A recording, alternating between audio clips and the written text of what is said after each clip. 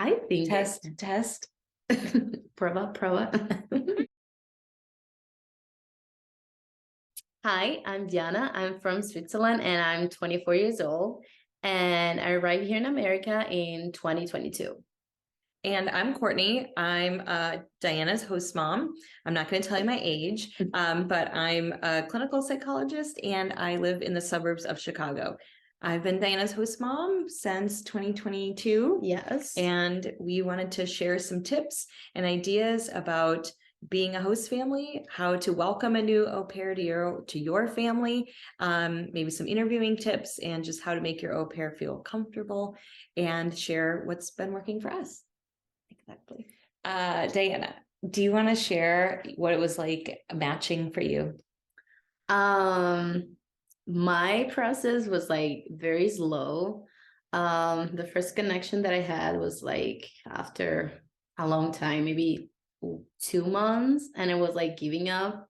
But hopefully, the first connection arrived, but it wasn't my match. I was always like listen to other pairs that they had that sparkling when they were talking with their family, those families. I was like, I didn't have this with this family.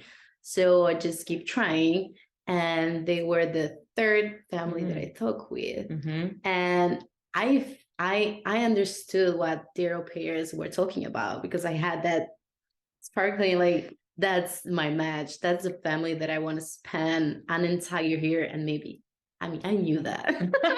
You said 1 year when we interviewed you, but Yes. here we are. Yes. So that was basically what, how we were talking. It was very easy talk to you with the kids. Yeah, it felt good. But we talked for a long time before we matched. Yeah, I don't remember when we started talking. We talked for months before we like matched. Yeah. At least 2 months, maybe more. Yeah. We spent all summer talking. Yeah. And I don't know why. You were interviewing families, I was interviewing au pairs, and we just felt good and secure, I think, in our connection.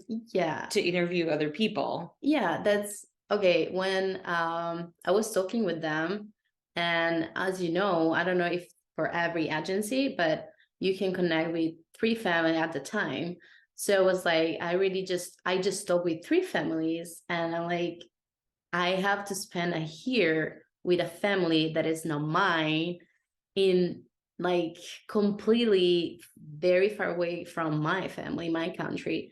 So it was like, I want to make sure that is the right match.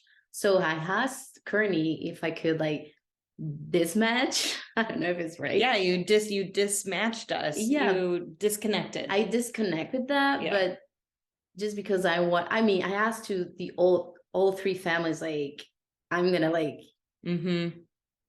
I want to try to talk with more families and see if the same thing that I had with you was also with them, but it didn't happen. And I remember it broke my heart.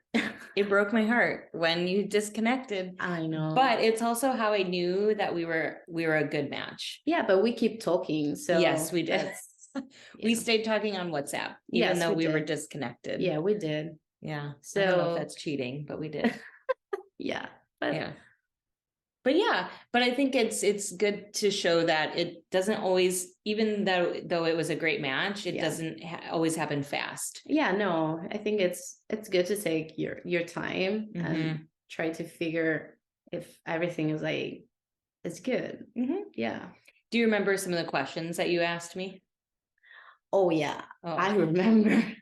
I mean, just because I think that was also good talk with more families because they realized what I wanted and what I didn't want. Like, I remember a question that I asked you, it's like, do you want me to spend like Christmas, I don't know, Halloween, Thanksgiving with you, with your family? And you were like, of course. Yeah, that's the whole point. Yeah.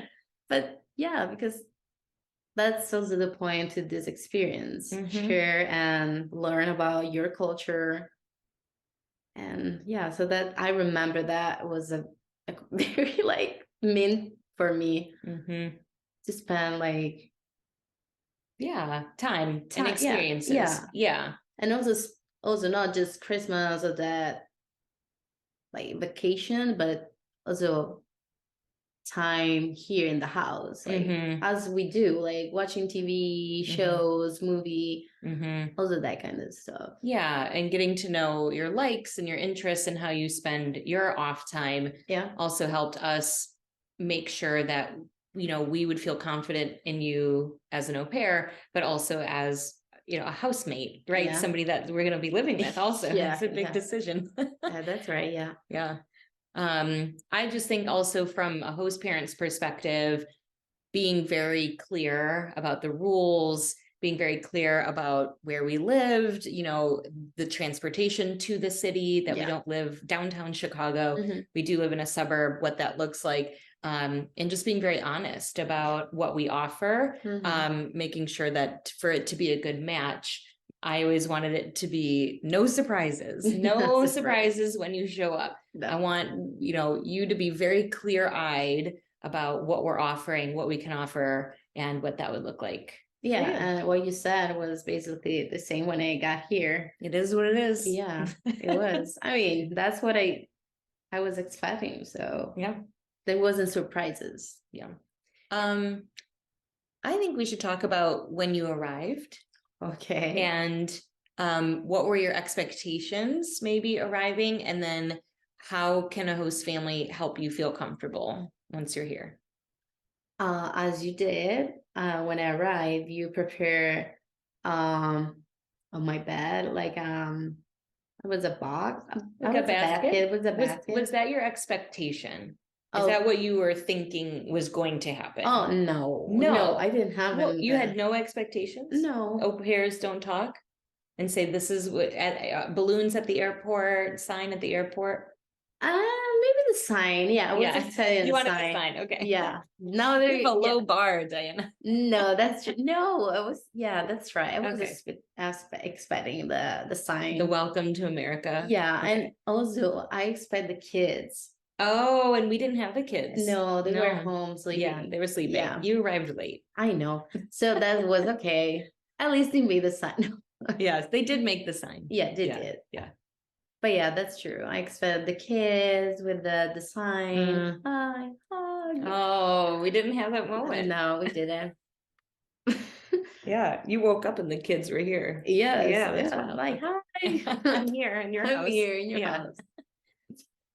But your room, so we set up photos in your room yes. that you had sent us previously, Mhm. and then the welcome basket. Yeah, the welcome basket. Yeah. That was really nice. Yeah. Do you remember what was in it? I Oh, don't think I remember everything. There was a lotion. Lotion. Oh, Was a Starbucks card. which you don't drink coffee, But so I drink hot chocolate. Okay. And I buy like food. Mhm. So that's like, okay. yeah. Yeah. And there was a mask. Oh, a because- face mask. Yeah, because Yeah. you know that I like The beauty products. Yes, Yeah. beauty products. Candies, American candies. Mhm. I remember that. Water bottle. Water bottle. Yeah. Yeah. Water bottle. Journal or like a calendar planner. It was I think so. yes, it Like a was. little It calendar was and with pens. the pens. Mhm, Yes. mhm. And probably another gift card, maybe Target or something. And maybe Target. Mm. And later the map with the state, right. the America. Mhm, to scratch off. Yeah. Yeah. Yes. And some toiletries. Yes. Yeah. Just, Yeah, toothpaste. shampoo, stuff like that. Yeah. Mhm. Yeah, that Yeah. was really nice. And a blanket. Well, that was part of your room. That was part of your room. Yeah, that Yeah. was part of the room. Yeah. The room blanket, which we saw on Love is Blind. Yes, we did. The same blanket. Someone's got good taste. Us or them. I don't know. Yeah. But yeah, but anything else that you would recommend to like host families to do, or what do you think? You fly 9 hours to a new country, you're either the language or you're learning the language, but it is a whole new culture and a whole new family. Even if you've spoken with them for months or weeks, it's still very different. It is Living in their house. Yeah. So what can families do to help au pairs? Maybe that first weekend where it's kind of crucial. I could say like yeah, you're coming from like another country, and I don't know, maybe the person is a little bit shy, maybe it's not, you never know. I mean, or at least you should know maybe a little bit, I don't know. Yeah. And maybe at first try to give her space to settle, like to figure, oh, this is my room. Yeah. Here is what I'm gonna spend a year Or more. Yeah. or But more. yeah. Yeah. Hopefully a year. Yeah, hopefully a year. Mhm.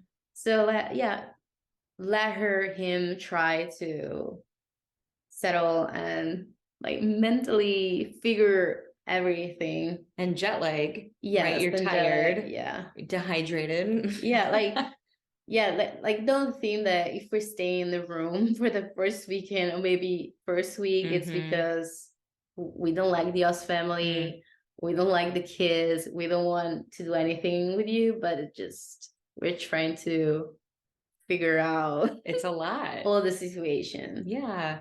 And I think I remember too, just trying to give you time to like call your family and check in and let them know that, you know, here I'm in a stranger's house. I'm still alive. I made it. I made it. Yeah, exactly. And then, you know, what do you think about how should a host family, you know, should they go to your room and like knock on your door and invite you places, or should they text you? Like, where do we, you know, honor your privacy and your boundaries and your space, but also a sense of we wanting to include you? Should that just be communicated early on? Does that change? What do you think? I don't know. I think I'm gonna speak personally. Yeah. I didn't mind if you were just texting me or you were coming to knock at the door. That wasn't like that's I don't like both. And I think our rule, you know, we told the kids at least if your door is closed, to knock at the door. We always said like leave her alone.